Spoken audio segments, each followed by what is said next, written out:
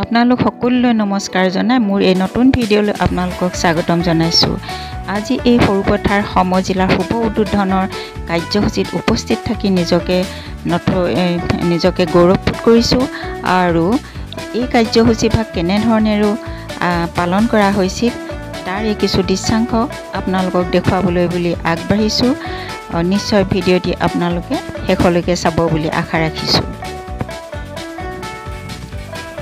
এয়া আমাৰ মাজত আহি আমাৰ মন্ত্ৰী মহোদয় আৰু বিধায়ক মহোদয় আৰু আমাৰ সাংসদ মহোদয় উপস্থিত হৈছেহি।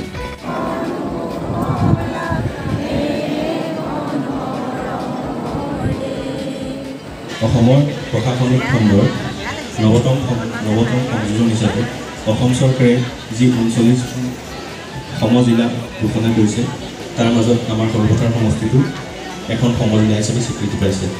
তাৰে আজি এই শুভ উদ্বোধনী অনুষ্ঠানত উপস্থিত থকাৰ বাবে আপোনালোক সকলোকে ধন্যবাদ জনালোঁ। এতিয়া আমি মন্ত্ৰী প্ৰজনলৈ আমাৰ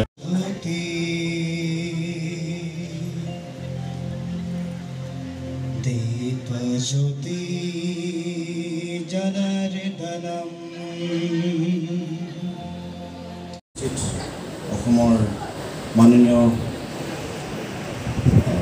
শ্ৰমিক কল্যাণ সাৰ্বজনীন উন্নয়ন দপ্তৰৰ মন্ত্ৰী তথা গোলাঘাট জিলাৰ অভিভাৱক মন্ত্ৰী শ্ৰীযুত সঞ্জয় কিষাণ ডাঙৰীয়া, মাননীয় কাজিৰঙা লোকসভা সমষ্টিৰ সাংসদ শ্ৰীযুত কামাখ্যা প্ৰসাদ ডাঙৰীয়া, সৰুপথাৰ বিধানসভা সমষ্টিৰ মাননীয় বিধায়ক শ্ৰীযুত বিশ্বজিৎ ফুকন ডাঙৰীয়া, লগতে এই মঞ্চত উপবিষ্ট আমাৰ বৰপথাৰ সৰুপথাৰ পৌৰপতিদ্বয় আৰু এই মঞ্চত উপবিষ্ট সকলো গণ্যমান্য ব্যক্তিসকল আৰু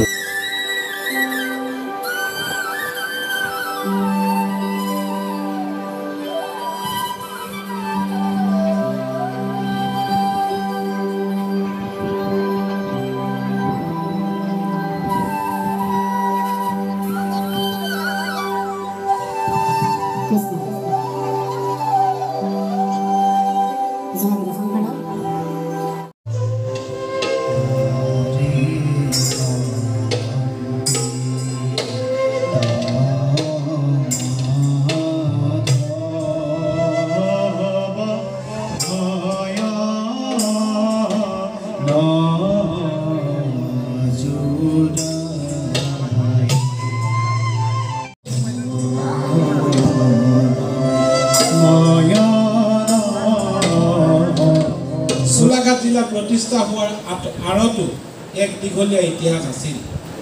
ঠিক তেনেকৈ আমি 6 অক্টোবৰ তাৰিখে সেই একেটা চনতে ধনশিৰি মহকুমা লাভ কৰিছিলোঁ। সেই সময়ৰ যি বাতাবৰণ আছিল সেই বাতাবৰণত অঞ্চলটোৰ নাম, মহকুমাটোৰ নাম সৰুপথাৰ হ'ব নে বৰপথাৰ হ'ব, এই ধৰণৰ চিন্তাত এক সংঘাতময় কথা আহি পৰিছিল আৰু সকলোৱে এক সহমতত উপনীত হৈ ধনশিৰি উপত্যকাৰ এই সাৰুৱা ভূমিক ধনশিৰি মহকুমা নামেৰে নামাকৰণ কৰা হৈছিল। কিমান ডাঙৰ কথা দ্বিতীয়বাৰ ক'ব নালাগে, কিন্তু এই ভাষাক ধ্ৰুপদী ভাষা হিচাপে স্বীকৃতি প্ৰদান কৰাত আমাৰ সৰুপথাৰৰ অৱদান আছে। কাৰণ এই ভাষাৰ আটাইতকৈ পুৰণি শিলালিপি আমাৰ সৰুপথাৰ খনিকৰ গাঁও। সৰুপথাৰ খনিকৰ গাঁও যি শিলালিপি 4ৰ্থ বা 5ম শতিকাৰ বুলি কয়, সেই শিলালিপিয়ে প্ৰমাণ কৰিছে যে অসমীয়া ভাষা আজি 1500 বছৰতকৈ অধিক পুৰণি আৰু এটা ভাষাক ধ্ৰুপদী ভাষা হিচাপে স্বীকৃতি দিবৰ কাৰণে প্ৰথম আৰু প্ৰধান কণ্ডিশ্যনটোৱে হ'ল ভাষাটো 1500 বছৰ পুৰণি হ'ব লাগে। গতিকে এই গৌৰৱৰ মুহূৰ্তত সৰুপথাৰবাসীও আনন্দ কৰিব লাগে। মুকলি হ'ব আৰু অহাকালিলৈ মুখ্যমন্ত্ৰী ডাঙৰীয়াই নিৰ্দেশত প্ৰায় অসমৰ 29খন সমজিলা আপোনালোকক আজি নিমন্ত্ৰণ এইকাৰণে কৰিছে।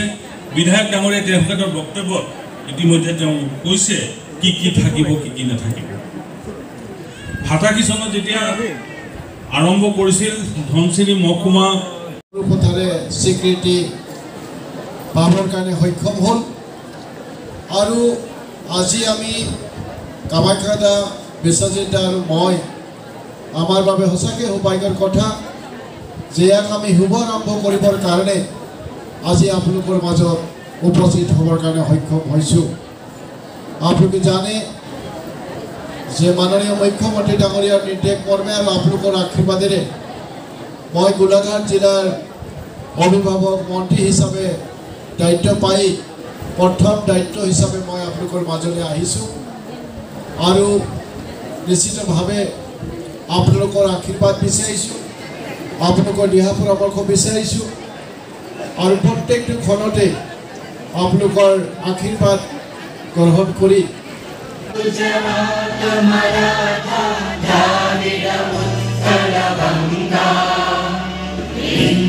हिमाचल यमुना गंगा उच्चल जलधि तरंगा।